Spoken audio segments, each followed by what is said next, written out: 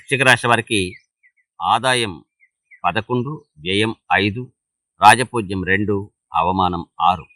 విశాఖ నక్షత్రం వారు 4వ పాదం వృశ్చిక రాశిలో ఉంటుంది. తో అనే నామాక్షరం కలిగినటువంటి వాళ్ళు వీళ్ళకి 1, 2, 4 కందాయ ఫలితాలు.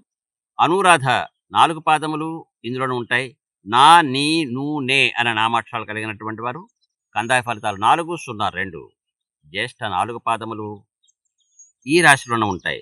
నో, యా, ఈ, యు అనే నామాక్షరాలు కలిగినటువంటి వాళ్ళు కందాయ ఫలితాలు 7, 1, 0. ఈ రాశి వారికి సంవత్సరం వృత్తి ఉద్యోగములందు మిశ్రమ ఫలితాలు ఉంటాయి.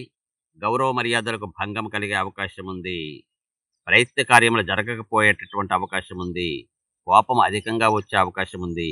ఆరోగ్యానికి భంగం ఏర్పడే అవకాశం ఉంది. కనుక మీ నక్షత్రానికి సరిపోయేటటువంటి శ్రీ విష్ణు సహస్రనామ స్తోత్ర శ్లోకాన్ని మంత్రముగా స్వీకరించి పారాయణ చేయండి.